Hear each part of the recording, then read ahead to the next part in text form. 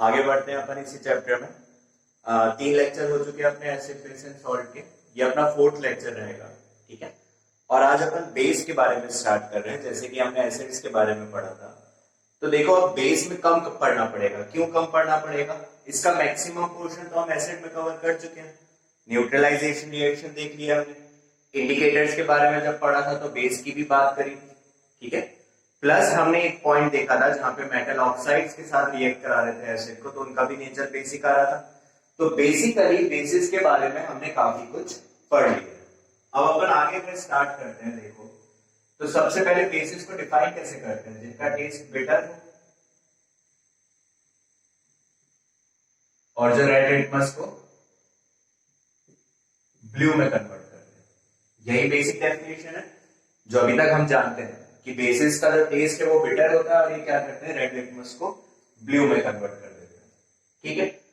तो अब अपन इसमें आगे प्रोसीड करते हैं। एग्जांपल देखना चाहो तो example NaOH, NH4OH, CaOH whole twice, KOH कुछ कॉमन देख पा रहे हो, OH कॉमन है। फिर से वही बात, देखो बेसिस ऐसे नहीं होते हैं। ये हम जो पढ़ रहे हैं इस चैप्टर में वो सिर्फ एरनेस्ट का कंसेप्ट पढ़ रहे हैं। हमारे पास और भी बेसिस होते हैं, जैसे लुईस हो गया, ब्रॉन्स्टेड हो गया, तो उनके बारे में हम आगे देखेंगे। वो हायर क्लासेस के लिए छोड़ते हैं, वो अपन को अभी नहीं देखना। तो यहाँ पे अगर अपन स्टार्ट करते हैं तो देखो अब यहाँ पे क्या रहेगा, इसकी फिजिकल प्रॉपर्टीज से स्टार्ट करते हैं, ठीक है। बेसिस की अपन कौन सी प्रॉपर्टीज देखते हैं? Physical properties.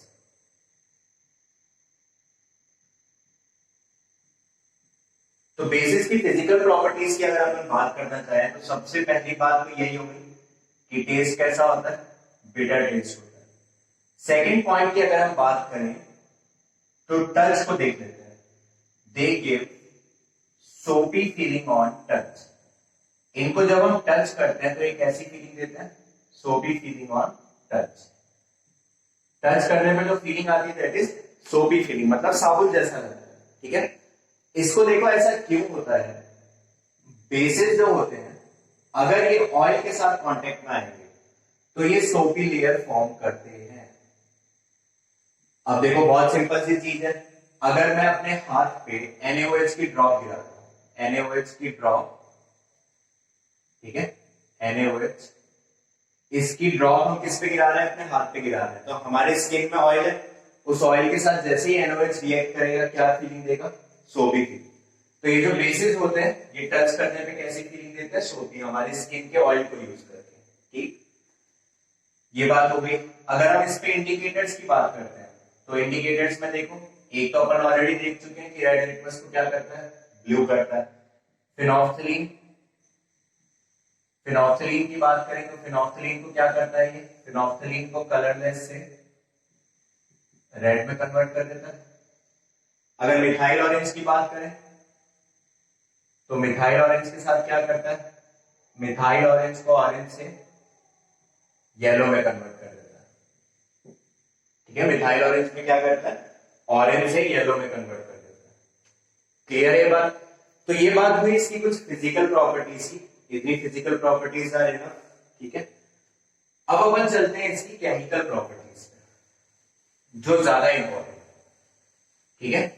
देखो केमिकल प्रॉपर्टीज में बेसिस को लेके उतना इंपॉर्टेंस नहीं आता है जितना एसिड के लिए आता है। बेसिस के यूज इंपॉर्टेंट है कि इनको हम यूज कहां पे करते हैं। रिएक्शंस की बात करते हैं, मतलब इसकी केमिकल प्रॉपर्टीज, केमिकल प्रॉपर्टीज की बात करते हैं। तो देखो यहां पे चमकना चाहिए ये बेसिस जो होते हैं, अगर मैं उनको भी रिएक्ट कराता हूं मेटल के साथ, क्या बोल रहे हैं हम? बेस को अगर मैं रिएक्ट कराता हूं मेटल के साथ तो ये यहां पे भी हाइड्रोजन गैस इवॉल्व करता है। बस अब लॉजिक क्या है? एसिड में सारे मेटल ऐसा करते थे, बेसिस में कुछ मेटल होंगे जो ऐसा करेंगे। हमको जिनके बारे में पढ़ना है दैट इज जिंक और एल्यूमिनियम। अपन को और किसी से ज्यादा मतलब नहीं होना चाहिए, जिंक से मतलब होना चाहिए और एल्यूमिनियम से मतलब होना चाहिए। तो बेस अगर मेटल के साथ रिएक्ट करेगा हाइड्रोजन गैस बनाता है और यहाँ पे एक कंपाउंड बन रहा है, ठीक। सॉल्ट ही होगा वो, लेकिन मैं उसको सॉल्ट नहीं बोल रहा हूं फॉर सर्टेन रीजंस, वो अपन आगे हायर क्लासेस में देखेंगे। तो ये पहली रिएक्शन होती है। जैसे देखो, अगर NaOH एक बेस है, उसको मैं जिंक के साथ रिएक्ट कराता हूं, तो यहाँ पे ये फॉर्म करता है Na2ZnO2 प्लस हाइड्रोजन गैस यहाँ से इवॉल्व होती है। अब देखो ये कंपाउंड काफी अजीब सा है और तुम इतना इजीली इसको फॉर्म भी नहीं कर पाओगे, ठीक है। तो ये मैं यहाँ पे सजेस्ट करूंगा, इनको याद ही रखो। इसका नाम होता है सोडियम जिंकेट। क्या बोलते हैं इसको? Sodium zincate. काफी इंपॉर्टेंट कंपाउंड है। 11th-12th में अपन एक चैप्टर पढ़ते हैं सॉल्ट हाइड्रोलिसिस, वहां पे ये कंपाउंड फिर से बनता है। ये हाइड्रोजन गैस इवॉल्व हो गई और ये हमने यहाँ पे बेस लिया था, कोई तकलीफ नहीं। बैलेंस करना चाहो 2 से मल्टीप्लाई करो, देखो बैलेंस हो गया, ठीक।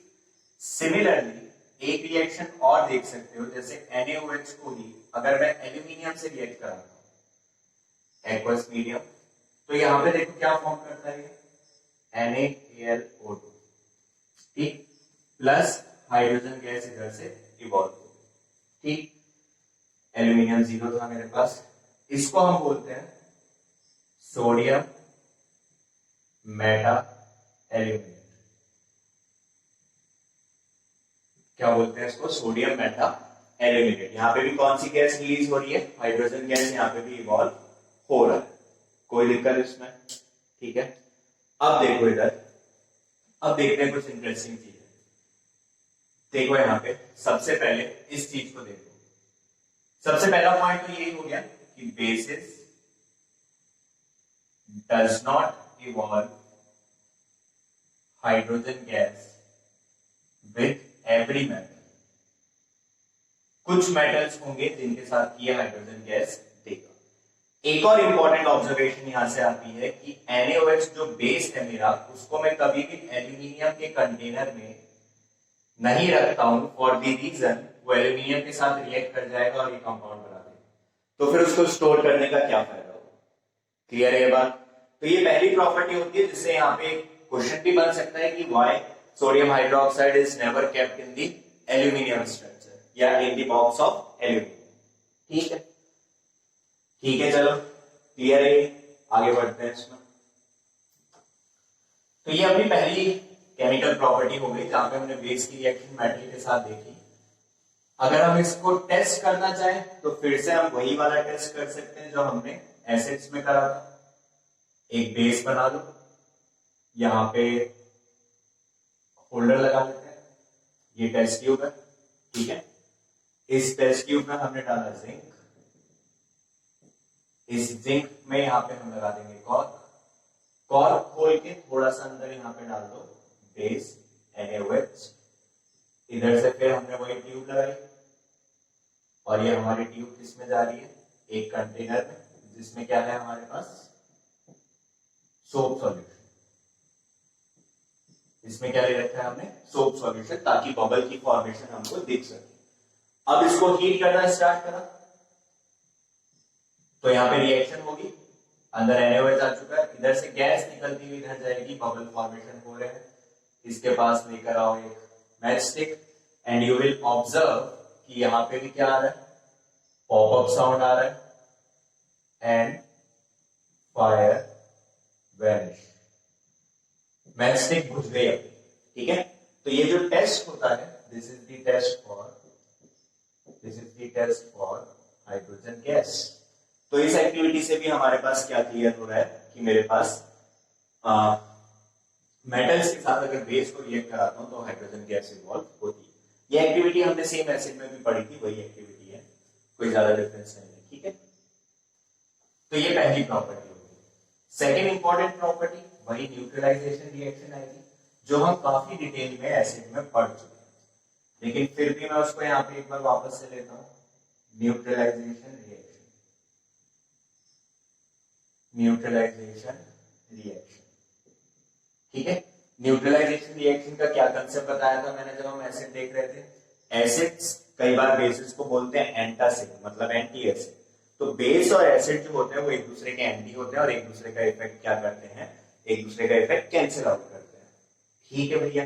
कैंसिल आउट कर रहे हैं तो NaOH, इसका रिएक्शन अगर मैं HCl के साथ देखता हूं तो यहाँ पे क्या बनता था? NaCl plus water. सेम चीज, सॉल्ट, वाटर, एसिड, बेस, एक दूसरे के इफेक्ट को ये क्या कर रहे हैं, कैंसिल आउट कर रहे हैं, इसलिए इसको न्यूट्रलाइजेशन रिएक्शन बोलते हैं। ये मैंने एसिड में बहुत डिटेल में डिस्कस करा है, तो इसको तुम सेकेंड लेक्चर में जाके फिर से देख सकते हो। एक एग्जांपल और लिखना चाहूँ यहाँ पे, तो एक एग्जांपल हम और लिख सकते हैं। NaOH को H2SO4 के साथ रिएक्ट करा दिया तो यहाँ फॉर्म हो जाएगा Na2SO4 प्लस H2O। ये सारी रिएक्शंस मैं डिटेल में डिस्कस कर चुका हूँ when we were studying acids, ठीक है। तो ये न्यूट्रलाइजेशन रिएक्शन होती है जो बेस की सेकेंड इंपॉर्टेंट केमिकल प्रॉपर्टी है, जिसके बारे में मेजर डिस्कशन हम एसिड में ऑलरेडी कर चुके हैं, ठीक। अब एक थर्ड केमिकल प्रॉपर्टी पे आते हैं विच इज कंप्लीटली यूनिक।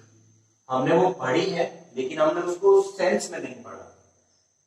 देखो थर्ड प्रॉपर्टी की अगर हम बात करें तो reaction with non metallic oxides, reaction with non metallic oxides, और इसमें सबसे फेमस ऑक्साइड तुम्हारे पास हो जाएगा। नॉन मेटेलिक ऑक्साइड का मतलब नॉन मेटल का ऑक्साइड, ठीक है, किसी नॉन मेटल का ऑक्साइड।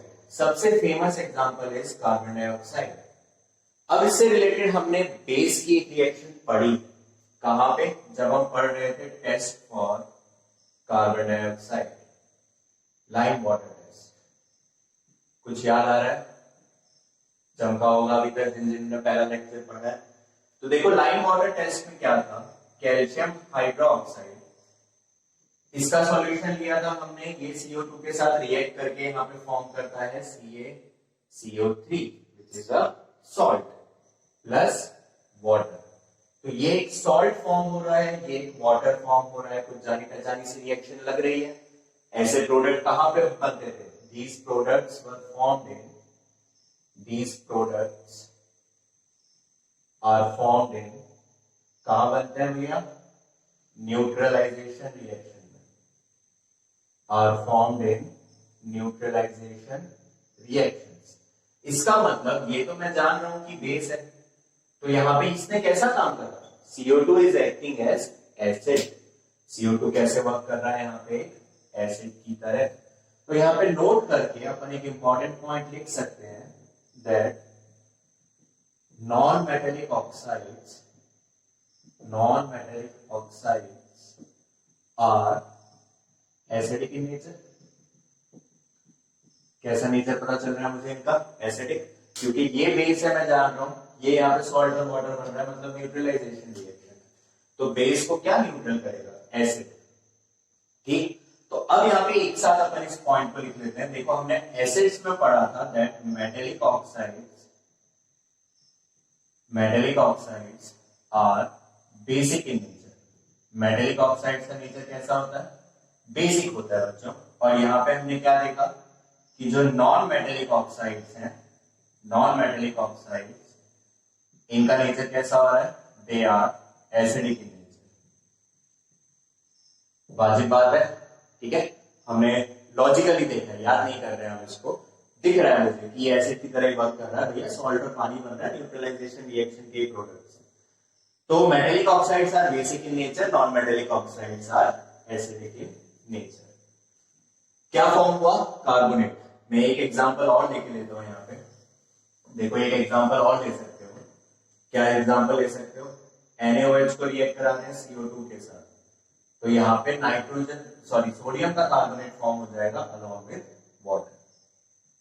तो इसको इस तरीके से भी बोल सकते हो कि जब हम बेस को रिएक्ट कराते हैं नॉन मेटेलिक ऑक्साइड के साथ, बेस को जब हम रिएक्ट कराते हैं नॉन मेटेलिक ऑक्साइड के साथ, तो मेटल का कार्बोनेट बनता है, carbonate of metal plus water. और ये जो कार्बोनेट ऑफ मेटल है ये और कुछ नहीं है, सॉल्ट ही है, ठीक है। तो in short reaction with non metallic oxide, it is a type of neutralization reaction. It is a type of neutralization reaction। Clear है ये बात, कोई दिक्कत इसमें किसी को, ठीक है। तो ये अपने पास हो गई बेसिस की केमिकल प्रॉपर्टीज कंप्लीट। कोई तकलीफ यहां तक नहीं होनी चाहिए, ठीक है। इससे ज्यादा केमिकल प्रॉपर्टीज बेसिस की इतनी इंपॉर्टेंट वैसे भी नहीं होती। ठीक है, कोई दिक्कत इसमें? तो ये बेसिस की केमिकल प्रॉपर्टीज की बात कर ली अपन ने। अब अपन यहाँ पे एक चीज और देख लेते हैं जो हमने एसिड में भी देखा था, that is behaviour of base in water. Behaviour of base in water. Physical property में एक पॉइंट मैंने जानबूझ के नहीं लिखा था कि बेसिस ऑल्सो कंडक्ट इलेक्ट्रिसिटी, क्योंकि फिर तुम उसको एसिड से कंफ्यूज करते। बेसिस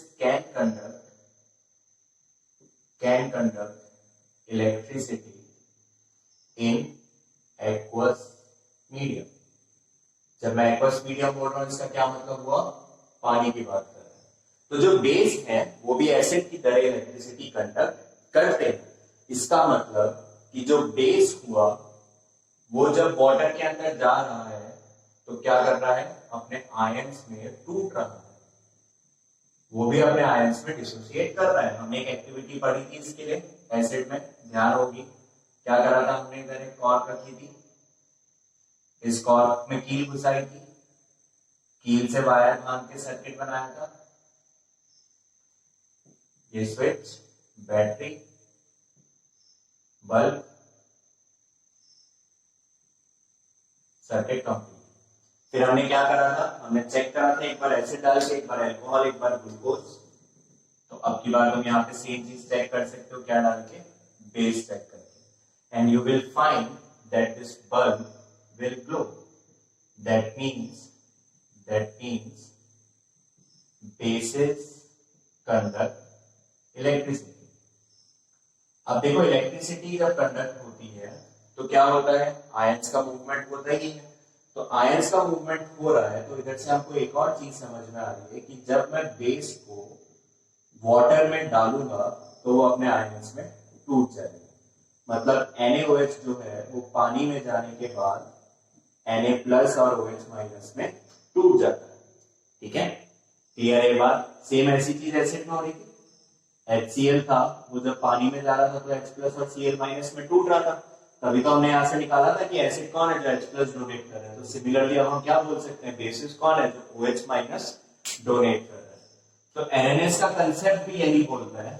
ठीक है, NNS का कंसेप्ट भी यही बोलता है कि बेसिस आर दो substances which furnish OH- ions in aqueous medium. ठीक है, तो बेसिस का बिहेवियर वाटर में क्लियर है। ठीक, एक टर्म यहाँ पे और आती है, उसको अपन यहीं पे डिस्कस कर लेते हैं। देखो मैंने क्या लिखा है? Behaviour of base in water.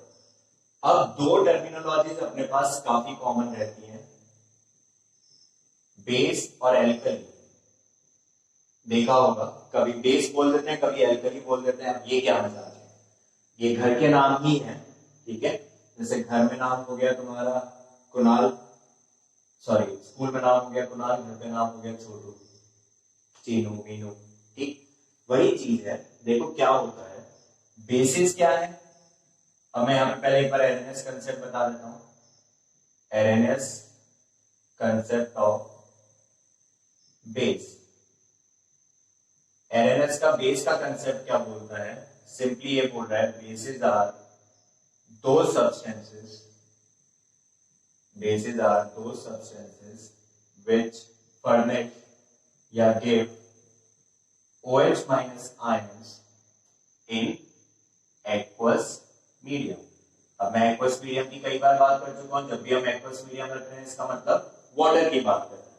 ठीक है, तो बेस ऐसे सब्सटेंसेस होते हैं जो पानी में जाने के बाद OH- आयंस देते हैं। एग्जांपल भर भर के हम बार बार लिख चुके हैं, NaOH, KOH, calcium hydroxide, magnesium hydroxide, NH4OH।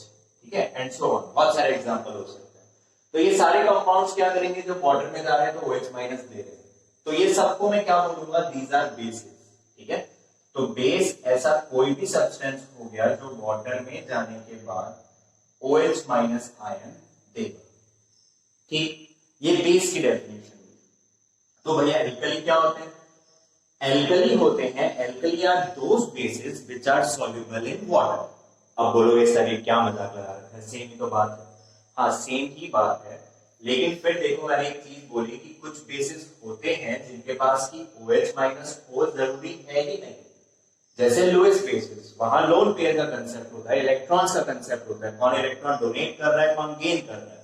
तो अभी हमारे इस लेवल पे जहां पे हम 10th क्लास में हैं, तो जो मैं मेरे पास बेस होगा वही मेरे पास एल्कली होगा, लेकिन ऐसा होता नहीं।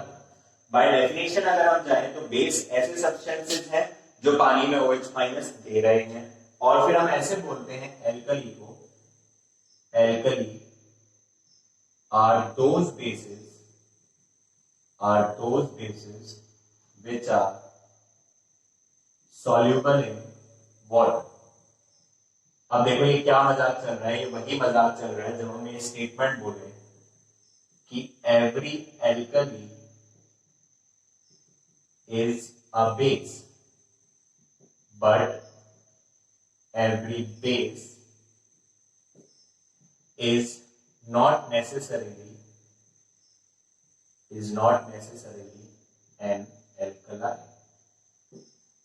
सारे एल्कली तो बेस है, क्योंकि उसकी डेफिनेशन ही ये बोल रही है कि alkali are those bases which are soluble in water.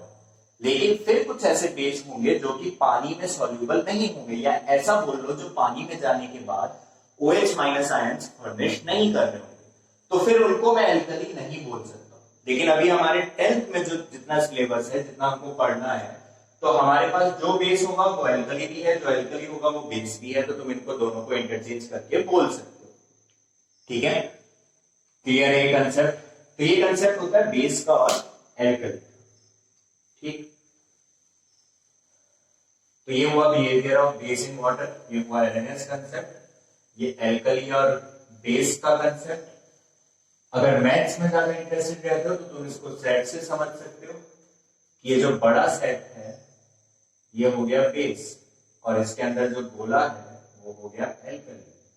तो every alkali is a base but every base is not a alkali. ठीक है, चलो, तो ये बिहेवियर की बात हो गई अपनी, एलएनएस कंसेप्ट की बात हो गई। अब एक बार हम क्लासिफिकेशन ऑफ बेस की भी बात कर लेते हैं। देखो बेसिस में जनरली हम डाइल्यूट और कॉन्सेंट्रेटेड वाला कंसेप्ट नहीं लाते, कोई गलत नहीं होगा अगर उसको लेकर आते हैं। कॉन्सेंट्रेटेड NaOH जिसमें पानी कम होगा, और डाइल्यूट NaOH जिसमें पानी ज्यादा होगा। लेकिन बेसिस जो होते हैं एसिड्स जितने कोरोसिव नहीं होते, तो हमको उस पर इतना दिमाग लगाने की जरूरत नहीं है। ठीक, हम यहाँ पे इसका एक ही क्लासिफिकेशन पढ़ेंगे, दैट इज स्ट्रॉन्ग बेस और वीक बेस। अब मैं इसको डिटेल में डिस्कस कर चुका हूं, जो चीज स्ट्रॉन्ग है उसको हम स्ट्रॉन्ग इलेक्ट्रोलाइट भी बोलेंगे, और जो चीज वीक है उसको हम वीक इलेक्ट्रोलाइट भी बोलेंगे। स्ट्रॉन्ग वाले केसेस को सिंगल एरो से डिनोट करते हैं, वीक वाले केसेस डबल एरो से डिनोट होते हैं। ठीक है, स्ट्रॉन्ग वाले केसेस जो होते हैं वो 100% आयोनाइज होते हैं, या डिसोसिएट बोल लो, जो भी बोलना चाहो। आयोनाइज का मतलब अपने आयंस में टूट जाता है, डिसोसिएट का मतलब टूट जाता है। नॉट 100% डिसोसिएशन, यहाँ पे 100% डिसोसिएशन या आयोनाइजेशन नहीं होता है, कुछ कम अमाउंट इनकी आयोनाइज करेगी। ठीक है, फिर स्ट्रॉन्ग बेस की अगर हम बात करें तो उसके एग्जांपल में देखो आ जाएंगे NaOH, मतलब ये पूरा टूटेगा अपने आयंस में जब पानी के अंदर गया है, तो इसको मैं एक्वस लिख देता हूं, KOH एक्वस, एक्वस डिनोट्स पानी है, ये भी पूरा टूटेगा K+ और OH माइनस। वीक में आते हैं, इसके एग्जांपल लेते हैं, तो देखो सबसे फेमस एग्जांपल इसका NH4OH। आगे चल के जब 11th-12th में पढ़ोगे तो सबसे ज्यादा एग्जांपल वीक में इसी का लिया जाता है, डबल एरो से डिनोट करा, मतलब 100% डिसोसिएशन नहीं हो रहा है, कुछ कम अमाउंट ही डिसोसिएट करेगी। कैल्शियम हाइड्रोक्साइड, ये भी हमारे पास एक वीक बेस है। कॉपर हाइड्रोक्साइड, ये भी वीक बेस है। ठीक है, इस तरीके से यहाँ पे सारे मैक्सिमम वीक बेस है। तो अब तुमको समझ में आ रहा होगा कि क्यों कॉन्सेंट्रेटेड और डाइल्यूट इंपॉर्टेंट नहीं है, क्योंकि पहली बार इतने कोरोसिव नहीं होते, तो कॉन्सेंट्रेटेड और डाइल्यूट मेरे लिए इतना इंपॉर्टेंट नहीं है। अगर तुमको ध्यान हो, वहां पे हमने उनको भी इसलिए पढ़ा था because they can harm our clothes और स्किन और एनीथिंग, ठीक है।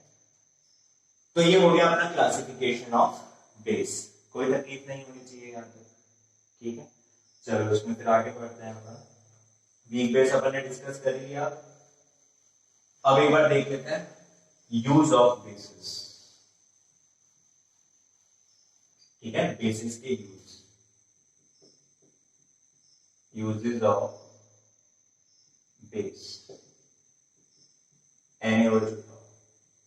एक तो हमेशा चिपका दो साबुन बनाने के तो काम आ ही जाए, ठीक है। हर बेस में चिपका सकते हो तुम, ये कोई दिक्कत नहीं है। इनको कई बार पेपर फैक्ट्री में भी यूज कर लिया जाता है, पेट्रोलियम रिफाइनिंग में भी यूज करते हैं इसको, ठीक है। KOH सोप, लेकिन to form soft soap. Potassium is used in preparation of soft soap, कोई दिक्कत इसमें, ठीक है, ठीक है। और एग्जांपल देखो इसके, तो पेट्रोलियम रिफाइनिंग में लिखवाई दिया, सॉफ्ट सोप लिखवाई दिया। अच्छा, KOH को बैटरीज में भी यूज करते हैं, ऐसी बैटरीज में जो एल्कलाइन सॉल्यूशन पे चल रही हो, ठीक, ठीक है। फिर देखो इसमें जो मेरा सबसे फेवरेट आता है दैट इज कैल्शियम हाइड्रोक्साइड। एक तो इसकी अवेलेबिलिटी आसान है, दूसरा this is used in formation of bleaching powder. इसको हम ब्लीचिंग पाउडर की फॉर्मेशन में यूज कर सकते हैं, ठीक है। दूसरा ये यूज होता है इन सॉफ्टनिंग ऑफ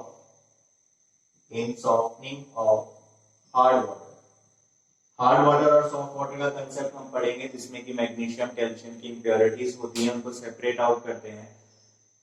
थोड़ा बहुत आइडिया इसका होगा तो अच्छी बात है, अदरवाइज हम कार्बन जब चैप्टर पढ़ेंगे तब इसको पढ़ेंगे कि what is the action of soap, कैसे क्लीनिंग होती है और उसमें हार्ड वाटर और सॉफ्ट वाटर का क्या केस है, उनको हम वहां डिटेल में डिस्कस करेंगे। फोर्थ एग्जांपल अगर अपन लें तो NH4OH, जो कि एक वीक बेस है, ठीक है। अच्छा, इसका एक यूज और लिखोगे, देखो एसिड्स इन सॉइल, इसको अभी मैं डिटेल में डिस्कस करूंगा इसका क्या मीनिंग है, ठीक है। NH4OH, इसको देखो use to remove grease stains, कपड़ों पे जो ग्रीस के दाग लगे होते हैं, ठीक है, उसको रिमूव करने में NH4OH को हम यूज करते हैं, ठीक। नेक्स्ट Na2CO3, ये क्लींजिंग एजेंट है, सफाई में काम आता है। क्या बोलते हैं इसको? Washing soda. किस फॉर्म में यूज करते हैं हम इसको? वॉशिंग सोडा के फॉर्म में। और ये भी हमारे पास सॉफ्टनिंग ऑफ हार्ड वाटर में भी यूज होता है, सॉफ्टनिंग ऑफ हार्ड वाटर उसमें भी यूज करते हैं। तो देखो, एक तो ये इंपॉर्टेंट रहता है, इस पे कुछ सवाल आ जाते हैं, और एक ये इंपॉर्टेंट रहता है जो नेक्स्ट में बता रहा हूं, सोडियम बाइकार्बोनेट। देखो, सोडियम बाइकार्बोनेट का यूज क्या होता है, इसको थोड़ा सा समझते हैं। सोडियम बाइकार्बोनेट तुम्हारे पास बनाता है बेकिंग सोडा। ये क्या फॉर्म करता है? Baking soda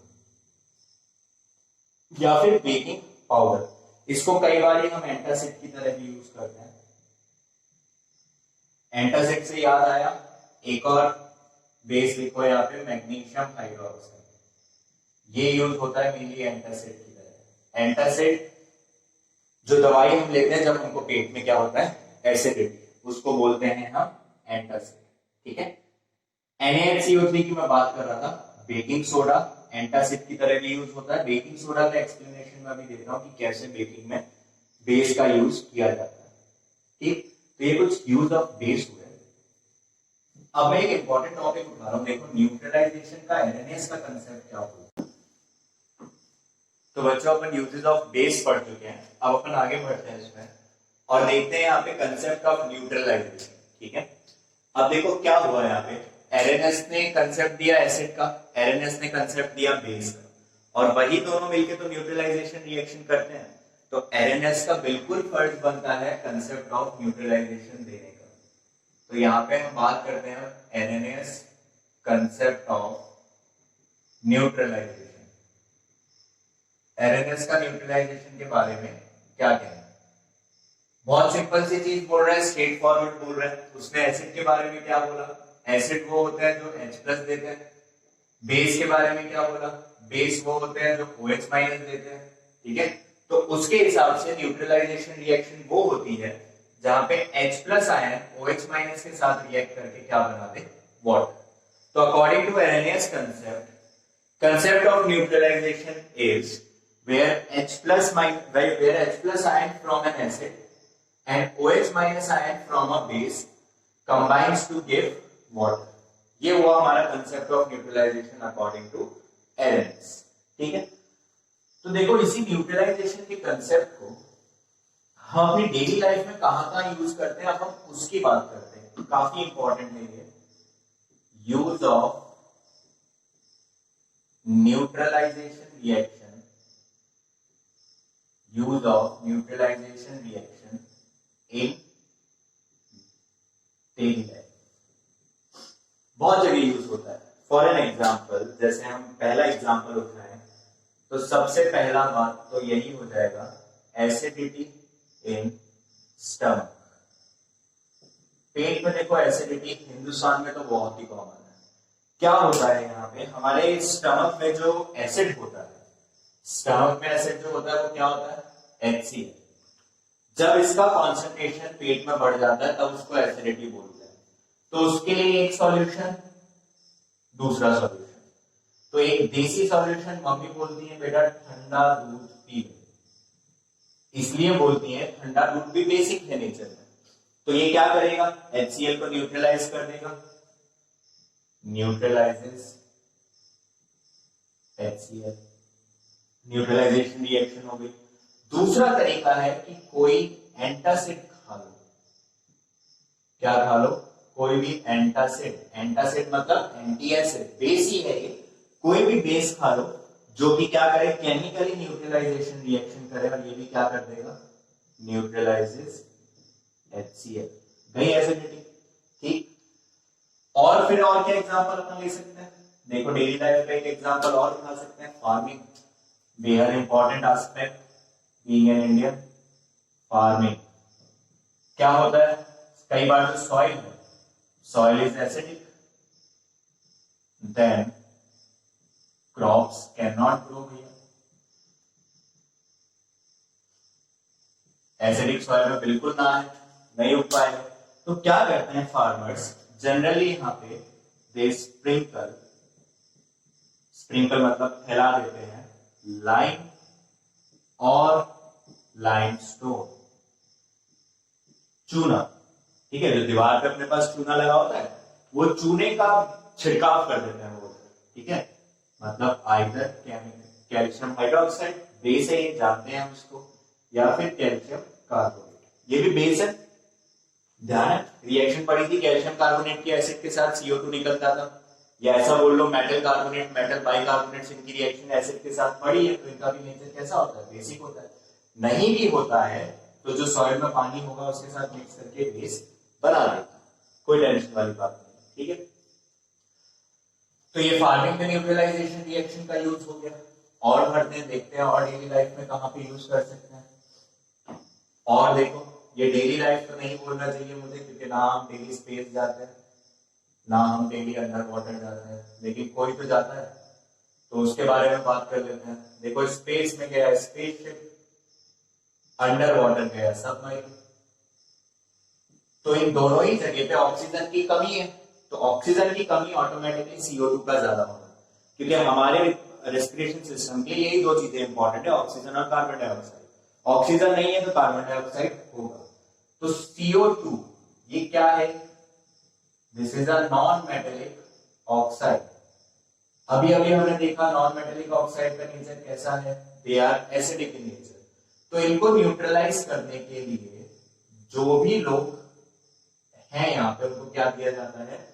lithium hydroxide. Lithium hydroxide, तो ये बेस है। फिर से एसिड और बेस मिलकर आपस में क्या कर देंगे? न्यूट्रलाइजेशन, और वो कार्बन डाइऑक्साइड के साइड इफेक्ट से बच जाएंगे। क्लियर ये बात? एक एग्जांपल और देखते हैं। इंडस्ट्रीज में ये भी हमारे लिए इंपॉर्टेंट है, आसपास हमारे इंडस्ट्रीज तो नहीं। इंडस्ट्रीज क्या होती हैं, काफी सारी ऐसी इंडस्ट्रीज होती हैं जहां पे burning of fossil fuel include होता है। बर्निंग ऑफ फॉसिल फ्यूल्स, जब भी फॉसिल फ्यूल्स बर्न होते हैं तो यहां से भैया निकल रहा होगा आइदर कार्बन डाइऑक्साइड और सल्फर डाइऑक्साइड, और ये दोनों ही एसिड रेन का काफी बेहतरीन कारण होते हैं। तो क्या करती हैं इंडस्ट्रीज, जो उनकी चिमनीज होती हैं, ये जो आउटलेट है जहां से सारा धुआं बाहर निकल रहा है, दे यूज लाइम और लाइमस्टोन देकर, फिर से वही चीज, कैल्शियम हाइड्रोक्साइड, कैल्शियम कार्बोनेट, ताकि ये जो गैसेस निकल रही हैं, क्योंकि ये नॉन मेटेलिक ऑक्साइड है, इनका भी नेचर एसिडिक होगा और इनका नेचर बेसिक होगा, तो निकलने से पहले ही न्यूट्रलाइजेशन रिएक्शन हो जाए तो हम ये जो एसिड रेन वाला पॉल्यूशन है उसको रोका जा सकता है। ठीक है, तो ये भी काफी अच्छा यूज है न्यूट्रलाइजेशन का। एक एग्जांपल और देखते हैं जो अपन काफी चाव से खाते भी हैं, दैट इज बेकिंग। देखो बेकिंग के टाइम पे मम्मी, तुम, सिस्टर जो भी बनाता है वो बेकिंग पाउडर यूज करता है। Now what is baking powder? Baking powder में होता है तुम्हारे पास सोडियम बाइकार्बोनेट प्लस कोई भी एक वीक एसिड, इन दोनों का मिक्सचर होता है। अब जब तुम आटे के साथ इसको मिक्स करते हो और साथ में तुमने डाल दिया पानी, पानी डलते ही इन दोनों के बीच में देखो ये है एसिड, कोई डाउट ही नहीं है, इसका नेचर होता है बेसिक, ये हमने एसिड की रिएक्शंस में पढ़ा था। और कार्बोनेट और बाइकार्बोनेट के साथ एसिड जब रिएक्ट करता है तो कुछ भी बने, यहाँ पे कुछ भी बने, CO2 जरूर इवॉल्व होता है। और ये जो तुम्हारा घोल फूलने या केक फूलने का जो कंसेप्ट होता है वो इसी के कारण होता है। CO2 गैस अंदर से एस्केप करने की कोशिश करती है, तो जो घोल तुमने लिक्विड घोल बनाया होता है वो फैला हुआ दिखता है, या फिर जो केक है वो फूला हुआ दिखता है। ठीक है, so this is the concept of baking powder. तो बेकिंग में भी काम आ रहा है न्यूट्रलाइजेशन रिएक्शन, तो और इससे अच्छा हमको और क्या ही यूज करना है। ठीक है, ठीक। फिर देखो ये बात पूरी बेसिस की, न्यूट्रलाइजेशन रिएक्शन के यूजेस की। अब एक इंपॉर्टेंट टॉपिक आएगा जहां पे हम डिस्कस करते हैं स्ट्रेंथ ऑफ एन एसिड और बेस, मतलब पीएच और पीओएच। किसकी बात करते हैं? पीएच और पीओएच। ये क्या होता है इसको हम नेक्स्ट लेक्चर में देखेंगे, क्योंकि this requires a complete lecture, पूरा एक लेक्चर इस पर अपन डेडिकेट करेंगे। इसके लिए तैयारी करते हुए अपन एक टॉपिक पढ़ लेते हैं जिसको बोलते हैं बेसिसिटी ऑफ एन एसिड या फिर एसिडिटी ऑफ अ बेस। अब देखो सर गलत लिख दिया आपने, शायद एसिड के साथ बेस बोल रहे हो, बेस के साथ एसिड बोल रहे हो, पगला रहे हो, ऐसा नहीं है। देखो यही होता है। व्हाट इज बेसिसिटी, पहले हम उसको डिफाइन कर लेते हैं। Basicity of N acid is number of replaceable H+ ions, या फिर इसको एक बेहतरीन तरीके से बोला जा सकता है number of H+ ions released by an acid in aqueous medium। और जब भी हम एक्वस मीडियम की बात करते हैं इसका मतलब हम किसकी बात कर रहे हैं?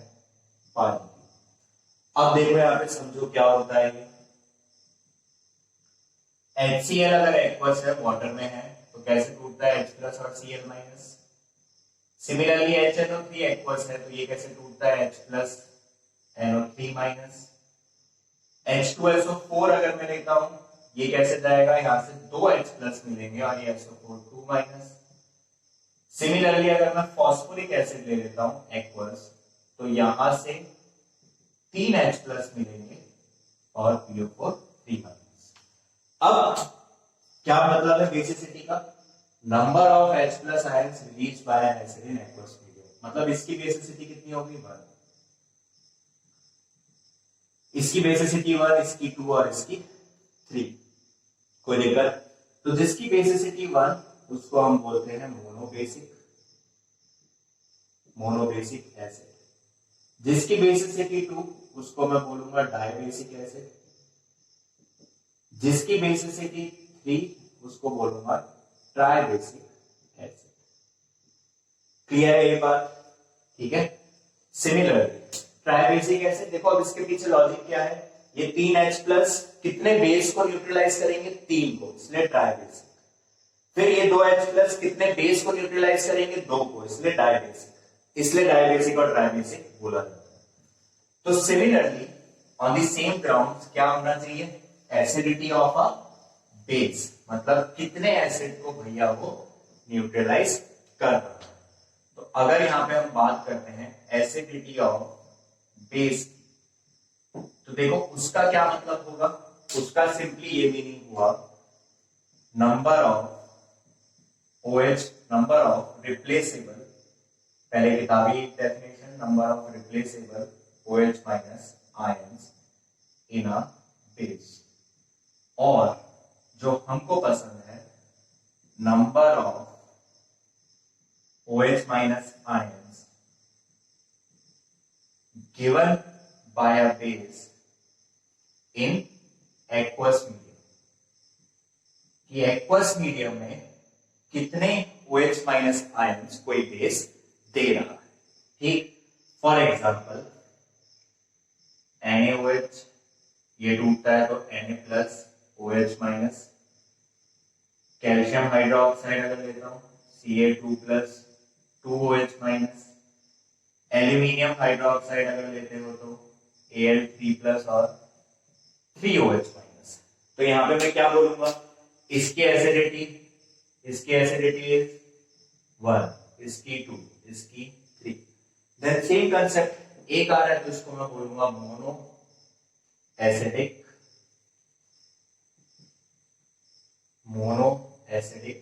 बेस, इसको बोल देंगे डाई, सॉरी देखो मेरे को कंफ्यूजन हो रहा है, तुम लोगों को भी कंफ्यूजन होगा लिखते हुए, डाई एसिडिक बेस, और इसको क्या लिख देंगे, ट्राई एसिडिक बेस। क्लियर है ये बात? ठीक है, तो ये कंसेप्ट होता है एसिडिटी और बेसिसिटी का। नेक्स्ट लेक्चर में अपन पीएच और पीओएच से स्टार्ट करेंगे, जहां पे हम देखेंगे स्ट्रेंथ ऑफ एन एसिड और बेस, मतलब कितना स्ट्रॉन्ग एसिड है, कितना स्ट्रॉन्ग बेस है। तो यहाँ तक अच्छे से कंप्लीट करो, ये भी एक सिग्निफिकेंट पोर्शन कंप्लीट हो जाता है चैप्टर का। ठीक है, थैंक यू।